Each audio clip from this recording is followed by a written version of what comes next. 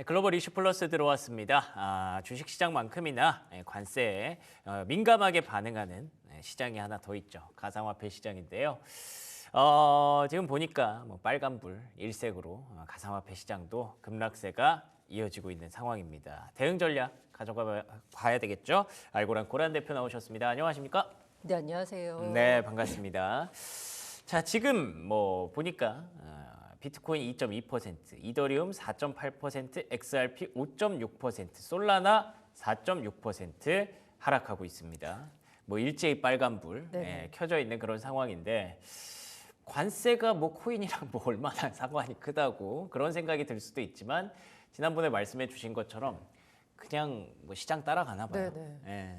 사실 시장에서 중요한 게 펀더멘탈이죠. 그런데 이제 시장 상황이 급변할 때는 사실 세티멘트가 더 중요하잖아요. 그러나구나. 네, 세티멘트 측면에서 봤을 때는 이 사실 관세랑 코인이랑 무슨 상관이야라고 했을 때, 그렇죠. 네, 그 센티멘트 측면에서는 아주 깊은 관계가 있습니다. 시장 상황에 맞춰서 게다가 이제 이 코인이라고 하는 것도 일종의 이제 위험 자산으로 구분이 되고 있고요. 비트코인 역시나 디지털 금을 표방하고 있지만 아직까지는 금보다는 디지털 쪽에 가까워서 나스닥과 기술주와 비슷한 움직임을 보이고 있어요. 이 때문에 사실 관세의 폭탄이 떨어졌을 때 기술주나 아니면은 다른 여러 가지 위험 자산들이 더 큰 피해를 보잖아요. 예. 코인도 마찬가지로 피해를 본다라고 볼 수 있습니다. 그래서 앞서 말씀 주신 대로 뭐 비트나 이더 뭐 대부분의 코인들이 다 하락폭을 키워가고 있고요. 그 이제 시장 상황을 보시면 아마 이제 뉴욕 증시 같은 경우에는 뉴욕 증시가 마감을 한 뒤에 그 다음에 발표가 됐잖아요. 관세 발표가. 맞아요. 네. 그래서 뉴욕 증시도 상승 마감해서 아마 아침에 일어나서 시장을 보신 분들은 상승 마감했으니까 괜찮나 보다라고 했는데 시간 외에서 빠지고 있잖아요. 그렇죠. 그런데 코인 같은 경우에는 24시간 거래되는 특성이 있다 보니까 오히려 뭔가 발표되는 정책이나 이런 센티멘트에 시장 센티멘트에 영향을 미칠 수 있는 것들을 즉각 반영하는 경향이 있습니다. 그래서 아마 투자자들이 보기에는 변동성이 더 크다라고 인식할 것 같고요. 그쵸. 왜냐하면 발표가 난 다음에 일단 시장 문이 닫았을 때는 그 충격을 다 흡수하거든요. 예. 그리고 새로 문을 열 때는 그간 그 받은 충격을 가지고 다 곱씹어 보면서 그러니까 이게 어떻게 될 거야를 좀 생각을 한 다음에 반응을 하는데 코인 같은 경우에는 24시간 거래되다 보니까 발표가 나오자마자 생각이고 뭐 할 거 없이 일단 즉각 반영을 합니다. 그렇죠. 그러다 보니까 변동성이 더 크다라고 느껴지실 것 같고요.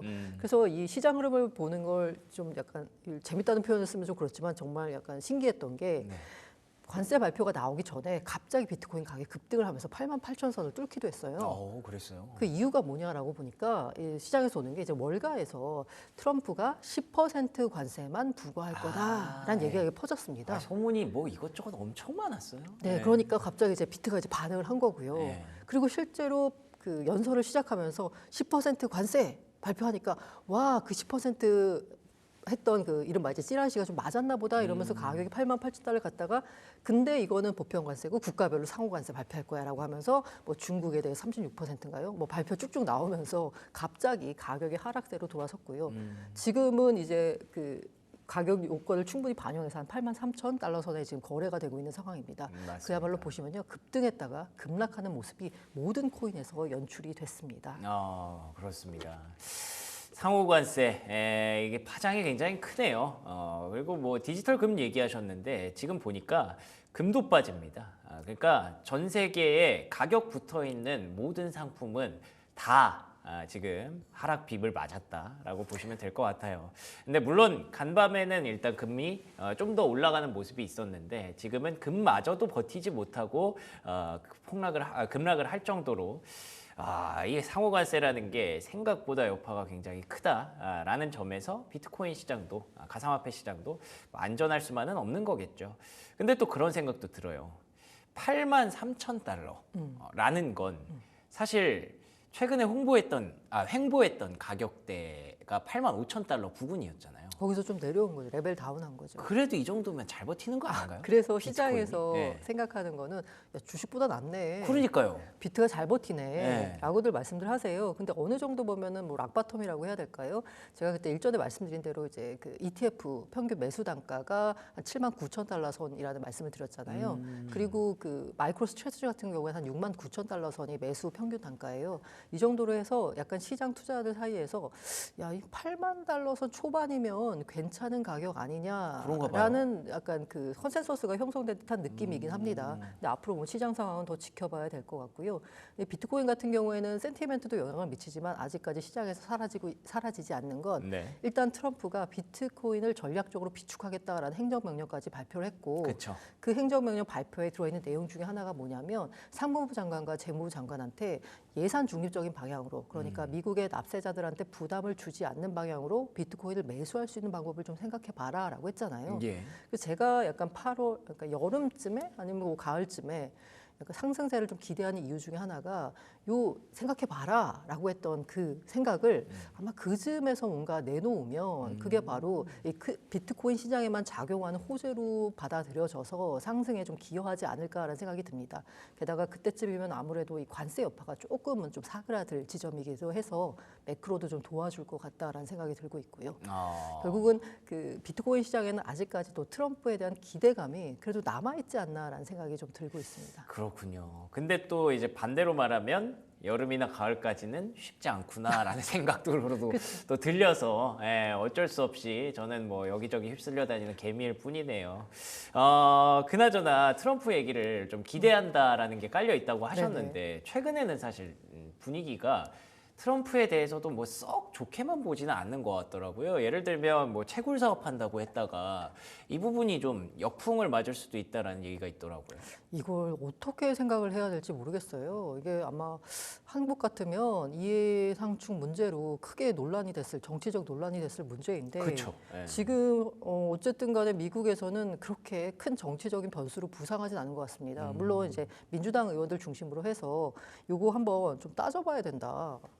그리고 그 이제 이 채굴 회사 아메리칸 비트코인이라는 회사를 비트코인 채굴 기업 허트8 훗팔이라고 읽어야 되나요? 그 기업 핫하더라고요, 네, 요즘. 예. 핫과 훗과 그러네요. 비슷하네요. 네. 여기가 이제 같이 아메리칸 비트코인이라는 회사를 설립해서 네. 그 뭔가 비트코인 채굴 중심을 이제 미국으로 완전히 갖고 오겠다. 그리고 그 미국 중심으로 갖고 오는 채굴 기업의 중심에 트럼프 일가의 회사가 있다라는 거잖아요. 거기 한 숟가락 얹는다라는 것도 있고요. 그다음에 월드 리버티 파이낸셜이요. 이게 처음에 만들어질 때는 트럼프 일가가 사업 운영에 관여하지 않았습니다. 그러니까 그냥 무슨 어드바이저, 엠베서더 뭐 이런 식으로 해가지고 그냥 간접적으로 관여가 돼 있을 뿐 수익만 75% 가져가는 구조였거든요. 그런데 이게 최근에 지분 구조를 약간 바꿨어요. 그래서 결과적으로는 트럼프가 일가가 지배하는 회사가 이 월드 리버티 파이낸셜 운영권의 60%를 갖고 가는 구조로 바뀌었고요. 말씀드린 대로 약간 그 경영진에 운영진에 트럼프 일가 사람들이 없었거든요. 네. 근데 이제 에릭 트럼프가 이사회 멤버로 들어갔습니다. 이거 약간 좀 노골적이네요. 네, 이게 네. 거의 그냥 그 뭐 테이크 오버 했다고 해야 되나요? 거의 이제 그 경영권을 흡수를 했어요. 이게 애초에 그렇게 계획된 건지 그러게요. 아니면 이 운영을 하다 보니까 월드 리버티 쪽에서도 야, 이 트럼프 일가가 좀 운영진으로 들어오는 게 회사 발전 방향에 더 낫겠다라고 판단해서 그렇게 된 건지 모르겠지만 네. 이런 식으로 직접적으로 이 비트코인이나 아니면 크립토와 관련된 사업에 트럼프 일가가 너무 깊게 관여하고 있습니다. 그러면 이렇게 생각하잖아요. 트럼프 대통령 되고 비트코인 밀어주는 게 결국 비트코인으로 돈 한탕 해서 벌어가려고 네. 이렇게 한 건가? 그런 의혹들이 그쵸. 많이 나오고 네. 있어서요. 그래서 일각에서는 트럼프 임기 끝나고 나면 모두 조사 대상이 될 거다라고 그럴 수도 하는데 있겠다. 아직 현재 시간으로만 보자면요. 불법적인 부분은 없고요. 뭐 트럼프가 직접적으로 뭔가 이렇게 밀어주려고 했다라는 뭐 문서나 증거가 발견된 게 없기 때문에요. 간접적으로 도움이 되겠구나라고 생각할 뿐이지 사실 의혹일 뿐이군요. 맞아요. 범죄 사실이 될 만한 직접적인 증거가 없기 때문에 아직까지는 문제가 되고 있지 않습니다. 근데 또 반대로 생각하면 또 어떻게들 생각하시냐면 이렇게 밀어주니까 지금이야 트럼프가 약간 비트코인이 관세 때문에 이게 더 급한 거잖아요. 비트코인, 크립토가 약간 뒷전으로 밀려나 있지만 관세 문제가 어느 정도 해결되고 나면 다시 한번 크립토에 대해서 강조하지 않겠느냐 그러네요. 라고 해석하시는 분들도 있습니다. 어쨌든 미국 내 정치 상황을 보자면 민주당 쪽에서 굉장하게 비판이 쏟아지고 있는 상황입니다. 뭐 그럴 수밖에 없죠. 대충 우리가 예상하는 대로 흘러가고 있는 것 같기는 합니다. 뭐 일각에서는 이걸 비난하는 시선도 있겠지만 일각에서는 야, 이렇게까지 밀어주는데 지금 투자 안 하고 뭐해? 라고 얘기할 수도 있는 것 같고요. 일단 법적인 문제는 아직까지 없다고 하니까 일단은 긍정적인 쪽으로 한번 해석을 해보는 것도 나쁘지는 않을 것 같기는 한데 분위기가 지금 썩 좋지 않아서 자꾸 이쪽에 힘이 실리는 것 같기도 하네요. 비트코인 얘기는 충분히 된 것 같고 알트코인 얘기 한번 해볼까요? 낙관론이 조금 등장할 뻔했거든요. 아유, 예, 뻔이죠. 라고 할 뻔했는데 지금 알트코인 보니까 XRP가 다시 2달러를 위협받고 있어요. 네. 이 분위기 어떻게 해석해야 될까요? 야, 그래도 XRP 정도는 그야말로 제 선방하고 있다. 그렇군요. 라고 봐야 될 것 같고요. 다른 알트코인들 보면은 아마 하락률이 제가 지금 저도 차트를 보고 있는데 낙폭을 점점 키워가고 있습니다. 점점. 지금 딱 XRP도 2달러 깨졌습니다. 이게 뭐 어쩔 수 없는 게요. 그런 얘기 하잖아요. 비트코인이 기침을 하면요. 알트코인은 폐렴에 걸리는 수준이거든요. 그렇죠. 그리고 최근 들어서 그 상황이 사실 예전의 사이클을 보자면 비트코인이 먼저 오르고 그 다음에는 이더리움이 오릅니다. 그리고 나서 라지캡이라고 하는 시가총액이 좀 큰 코인들이 오르고요. 그 다음에는 이제 모든 알트코인이 다 오르는 이제 알트 시즌이 오고 화려하게 불태웠다가 그 다음에 이제 하락을 하고 그리고 비트코인까지 하락을 해서 침체기를 이어가다가 다시 비트코인이 먼저 오르기 시작하면 이더 오르고 라지캡 오르고 그다음에 모든 알트 오르고 이렇게 사이클이 선순환이 됐었거든요. 그런데 이 과정이 지난번 24년 1월에 비트코인 ETF가 승인이 되면서 비트코인 가격이 오르기 시작하면서 이 알트코인 시즌 사이클이 깨졌습니다. 그러니까 과거와 다른 게 이번에 비트코인이 오른 건 사실 원래 이 코인 투자하던 자금이 아니라요. 외부에서 들어온 자금이 비트코인 가격을 밀어 올렸거든요. 외부 자금이 비트코인으로 들어오는 통로는 바로 비트코인 ETF였고요. 비트코인 ETF를 통해서 들어온 자금은 다른 알트코인을 사는 게 아니에요. 그냥 비트코인을 사는 거지. 그러다 보니까 비트코인만 오르는 장세가 됐고요. 원래 이렇게 좀 비트코인이 강세를 보이면 그 다음에 이제 다른 알트들이 오르면서 이른바 비트코인 도미넌스라고 하는 게 낮아지거든요. 그래서 불장 시즌을 보면 지난 우리가 기록했던 2017년 말 18년 초나 아니면은 21년 불장을 보면 비트코인 도미넌스가 40%까지 내려왔습니다. 그런데 이게 지금은 60%를 계속 웃돌고 있어요. 그러니까 그게 비트코인에 엄청 집중돼 있다는 뜻이잖아요. 맞습니다. 그렇죠? 게다가 그 사이에 생각해 보시면 2017년, 18년에는 알트코인이 뭐 많아봐야 2,000개 정도 했는데 점점점 늘어나더니 지금은 거의 뭐 2만 개가 넘는 알트코인들이 현재 시장에서 거래가 되고 있어요. 많아졌는데도 비트 도미넌스가 높아졌다는 건 그리고 또 비트코인도 빠졌는데도 높아졌다는 건 여기가 거의 뭐 나락이라는 거죠. 네, 맞습니다. 그러니까 개별 코인으로 보자면 그야말로 가격이 쉽지가 않다는 거고요. 최근에 이제 바이낸스에서 올해 상장한 코인들 성과가 어땠냐를 봤더니요. 와, 딱 오른 게 80개 정도가 상장이 됐었는데 80여 개가 그 상장 시점보다 현재 기준으로 가격이 오른 게 아마 오늘 기준으로 따지면 그것도 안 될 것 같은데 3개만 올랐어요. 새로 상장한 것 중에. 그리고 새로 상장한 코인들의 성과를 봤더니 대부분이 다 마이너스 80, 마이너스 90. 성과가 알트코인은 좋지가 않습니다. 그래서 일각에서는 알트 시즌 조만간 온다라는 얘기가 계속 나오거든요. 간간이. 근데 이게 약간 이 알트 시즌은 일종의 이제 유니콘 같은 게 돼버린 것 같아요. 그러네요. 볼 수가 없는. 뭔가 존재했다라고는 하는데 지금 현재는 없는 것처럼 보여져서 지금도 이제 오늘 발표 따라서 비트 약세를 보이고 알트 급락이 나오면서 알트 시즌은 점점 멀어진 것 같고요. 그래서 제가 혹시라도 시장에 오랫동안 투자하셨던 분들은 아마 이런 로직을 좀 아실 거예요. 근데 최근에 들어오신 분들 같은 경우에는 야, 내가 1월 달에 봤던 알트코인 가격과 지금 가격을 보면 싸 보이거든요. 그리고 이렇게 떨어졌으면 급락했으면 급등도 하겠지라고 생각해서 들어오시는 분들이 있어요. 이런 분들 같은 경우에는 좀 조심하셔야 된다. 왜냐하면 한 번 이렇게 급등한 가격을 회복하기 전까지는 4년이 넘는 시간이 걸릴 수도 있고 아예 회복을 못하는 알트가 많다라는 점을 좀 염두에 두셔야 될 것 같습니다. 마지막 얘기가 좀 기억에 남을 것 같네요. 아예 회복을 못하는 알트코인도 많다. 잘 골라서 매매를 하셔야 될 것 같고요. 자막에 이제 4월 중에 10달러 간다라는 얘기가 계속 있었는데 그건 조금 쑥스러워졌네요. 지금은 그런 상황이 아닌 걸로 4월 얘기가 계속 나오는데 뭐 조정을 경고받은 코인 5종이 또 있다면서요, 4월에. 근데 거기 또 다 들어가 있네요. 우리가 알고 있는 그 코인들이. 사실 조정을 경고받았다고 하는데 지금 모든 코인이 다 조정을 그러게요. 보이고 있어서 예. 굳이 의미를 두시지 않으셔도 될 것 같고요. 제가 이 얘기를 왜 이제 아마 우리 앵커님이 꺼내셨냐라고 하면 이런 게 기사가 있어서 그럴 것 같아요. 네. 그런데 이런 기사들이요. 조정이 있을 것 같다. 혹은 네. 뭐 폭등할 것 같다는 기사 너무 신경 안 쓰셔도 될 것 같습니다. 아, 그렇죠. 예, 이게 각각의 로직에 따라서 혹은 뭐 기술적 분석에 따라서 약간 뭐 급등할 수도 있다, 혹은 그 조정이 나올 수도 있다라고 분석을 하는 건데 그 로직을 보자면요, 이렇게 관세 한방 뉴스 나오면 그게 다 깨져버려요. 맞아요. 예, 그렇기 때문에 이렇게 뉴스 하나 일희일비 안 하셨으면 하는 바람입니다. 특히 이제 크립토 같은 경우에는요. 사실 그래서 어떻게 보면 저희 이제 방송하고 뭐 언론하고 이런 분들이 트럼프가 더 미울 수 있는 게 막 이렇게 머리를 굴려가지고 로직을 막 상상을 한단 말이에요. 아, 이렇게 되면은 이게 이 기업의 펀더멘털이라든지 이 코인의 어떤 상황이라든지 이런 것들을 분석해서 쫙 얘기를 하는데 트럼프 관세 그러면 아무것도 없어지는 게 돼버려서 그게 조금 허무할 때가 많습니다. 허망할 때가 많고 그래서 결국에는 돌고 돌아서 우리가 트럼프 얘기로 정리를 해야 될 것 같은데. 뭐 일단 상호관세가 부과된 시점에서 우리가 가상화폐 시장에 대해서는 좀 어떤 그 투자 심리를 가져야 될지가 일단 좀 궁금하네요.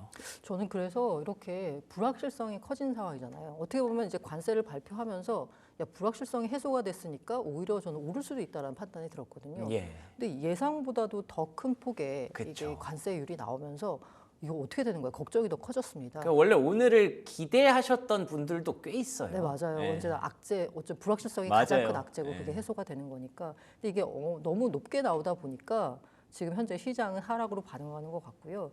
근데 제가 약간의 긍정적인 말씀을 해드리자면 그 베센트가 그 기자회견 끝나고 나서 이런 또 발언을 했더라고요. 지금 전화가 물밀듯이 오고 있다고. 네. 전화뿐이겠습니까? 네네. 뭐 난리 났겠죠. 이게 뭐. 왜 이게 이 얘기가 무슨 얘기냐라고 보면 아. 이제 각국이 트럼프한테다가 그 야, 얘기구나. 우리 상호관세 야 이거 너무 높잖아요. 좀 어떻게 합의 좀 해봅시다. 이제 우리나라 같은 경우에는 예를 들면은 뭐 미국산 가스 수입 우리가 더 확대하겠습니다. 혹은 아까 그 무기 판매도 확대하겠다라는 트럼프가 또 발표를 했었잖아요. 예. 야, 이번에 우리가 뭔가 차세대로 뭐 전투기를 도입하는데 미국 걸로 이렇게 하겠습니다. 우리는 뭐 맨날 미국 거 사긴 하지만 아무튼 그리고 뭐 주한미군 방위비 분담금 이거 우리 좀 더 낼 수 있습니다라는 식으로 뭔가 협상의 여지가 있는 거죠. 지금 우리나라는 아직까지는 약간 그 뭔가 이 공백이 있어가지고 정치적 그쵸, 공백이 그쵸. 있어서 좀 예. 쉽지가 않습니다만 다른 나라들 같은 경우에는 미국에 전화를 하면서 뭔가 협상을 시도한다라는 거거든요. 이렇게 되면 최종적으로 관세가 부과될 때 조금 뭔가 낮아지지 않을까라는 기대감도 있거든요. 오히려 이 숫자가 너무 비현실적이다 보니까 설마 이걸 진짜로 때리겠어? 라는 생각을 이제 할 수가 있는 거고 그래서 저는 지금은 일단 시장이 놀래서 반응하고 있는데요. 이제 오늘 거치면서 아마 좀 뭔가 한번 생각을 할 테고 네. 그래서 지금 시간 외에서 뉴욕 증시 같은 경우는 이제 많이 빠졌지만 맞습니다. 다시 열리면은 조금 더 그렇게 급락했던 반응은 조금 진정되지 않을까 하고 있고요. 크립토 시장에서도 보자면 지금 이렇게 급락하고 있지만 이게 이제 진정세를 보이면서 다시 한번 좀 생각을 하는 그 장으로 돌아갈 것 같고요. 그런데 이 와중에 다만 걱정인 건 뭐냐면 이렇게 변동성이 클 때 쉽게 이제 투자를 하셨다가 오히려 이제 하락하는 경우에는 더 하락해서 또 하고 또 어떤 분들은 이제 이른바 숏 포지션 들어갔다가 오히려 갑자기 상승해서 또 털리고 이렇게 아래 위로 털리는 경우가 굉장히 많거든요. 이런 경우에는. 그래서 이 변동성이 큰 장에서는 어느 정도 시장이 일정한 방향을 잡기 전까지는 조금 신중해서 투자했으면 하는 바람입니다. 그러네요. 이럴 때가 더 어렵구나. 네, 맞아요. 네. 그래서 이제 투자자들이 생각하는 게 뭐 저도 그렇거든요. 바닥에서 잡고 싶거든요. 그쵸, 맞아요. 근데 이 바닥에서 잡는 것보다는 오히려 추세의 반전을 확인한 다음에 들어가시는 게 낫다. 무릎에서 사셔라는 말씀을 드리겠습니다. 그렇죠. 특히나 더 또 가상화폐 투자하시는 분들이 그 방향성 갖고 투자 많이 하시는 걸로 알고 있는데 이럴 때는 여기 잡았다가 이렇게 되고 여기 잡았다가 이렇게 되고 계속 물릴 수 있기 때문에 일단 좀 두고 보고 천천히 가셔도 늦지 않을 것 같습니다. 지금까지 알고란 고란 대표와 얘기 나눠봤습니다. 오늘도 좋은 말씀 고맙습니다.